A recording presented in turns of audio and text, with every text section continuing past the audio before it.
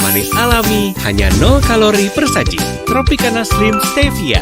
Saudara Kapolri Jenderal Listio Sigit Prabowo menyatakan ada peningkatan jumlah pemudik tahun 2025 sebanyak 0,6%. Pelaksanaan arus mudik dan juga arus balik pada Lebaran tahun ini pun juga berjalan dengan aman dan juga lancar.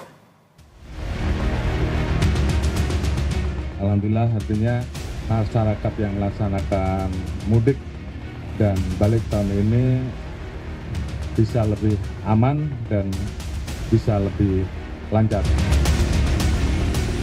Kapolri menyatakan pelaksanaan arus mudik dan arus balik Lebaran tahun 2025 berjalan dengan aman dan lancar. Salah satu indikatornya adalah jumlah kecelakaan yang mengalami penurunan sebesar 12% dan penerapan one way lokal serta one way nasional yang bisa mengurai kepadatan saat arus mudik maupun arus balik Lebaran 2025.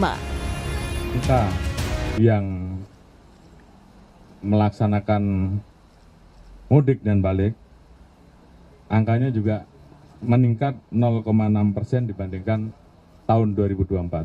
Artinya dari sisi angka, masyarakat yang melaksanakan mudik terjadi peningkatan.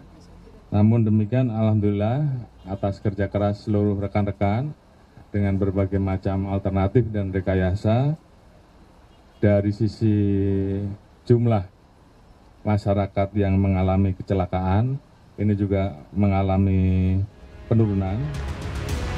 Sementara itu, Kapolri juga menyebut jumlah pemudik tahun ini meningkat 0,6% dibandingkan tahun lalu. Soal detail jumlah pemudik, memang belum ada data resmi yang disampaikan oleh pemerintah. Menteri Perhubungan Dudi Purwagandi menyatakan untuk jumlah masih terus dikompilasi sehingga yang disampaikan akurat dan tidak berbeda. Kalau mengenai data, kalau tadi yang disampaikan Pak Kapolri adalah data yang dari jalan tol, sedangkan kami adalah yang bersifat nasional dan sampai saat ini kami fokus adalah pada penyelenggaraan arus mudik maupun arus balik. Nanti ada saatnya kami akan mengkompilasi semua data sehingga tidak muncul data seolah berbeda, ya. Jadi tadi yang disampaikan Pak Kapolri adalah benar, itu adalah arus mudik untuk jalan tol maupun jalan arteri. Saya rasa itu cukup. Belum, karena kami memang saat ini fokus untuk penyelenggaraan angkutan balik dan mudik dan balik. Pengamat transportasi Ellen Tangkudung menyatakan rekayasa lalu lintas yang dilakukan di ruas tol memang terbukti dapat mengurai kepadatan kendaraan. Namun rekayasa ini belum bisa diterapkan di jalur arteri sehingga kepadatan masih terjadi. Ellen berharap ke depannya pemerintah juga menyiapkan skema penguraian kemacetan di jalur arteri.